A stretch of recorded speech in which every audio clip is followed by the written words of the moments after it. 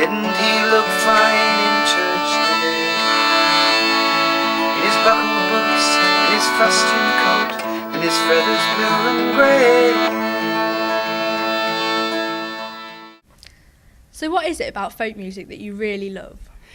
I think I love... that's a kind of a loaded question in a way, because when you say folk music, a lot of people think of finger in your ear, sort of folk club style music.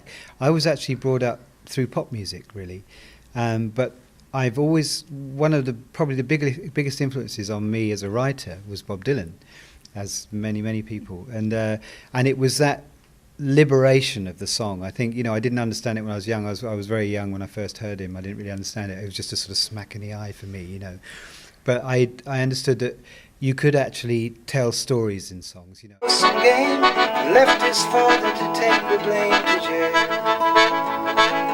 One day the landlord's bird he blew. Landlord cried, Dick, I know you. And again the drunk his pistol drew, saying, let me charge and I'll shoot you too.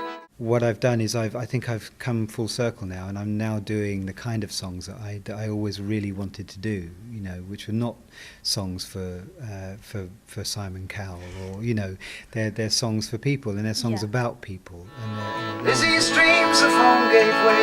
Cold nights in the forest gave to a husband who she couldn't keep, who killed his friend and run away.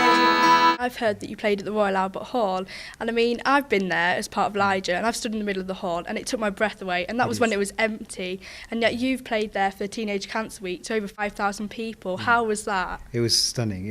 It's always been a lifelong ambition of mine. My grandparents were opera singers, and my grandmother always used to say, one day you'll play at the Albert Hall, and I said, yeah. Or when I was really young, it was, yeah, of course I will, and then you start to think, will I? Is it likely? And the Albert Hall has always been it's been a kind of a holy grail for me, because I think it's such a special place. And when I go to concerts there, it's one of the few venues you go to and you actually, I don't know if you noticed it when you were there, but you actually feel there's a real atmosphere of sort of greatness about that place, and it's such a beautiful building and all that, and it's so beautifully lit.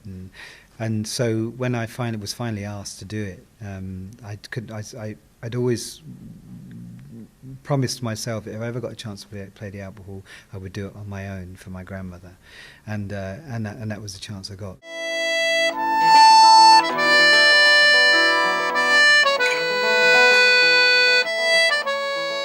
So Mike Harding introduced you onto the stage for part of your TCT concert, and you're also on his folk music show on Wednesday. Mm-hmm. How did that come about? Well, Mike heard my CD and really liked it and started to play it. He particularly liked two songs, which were Lizzie Loved a Highwayman, which I played on Radio Lincoln earlier, and Jesus Wept, a song about the First World War soldier Harry Farr.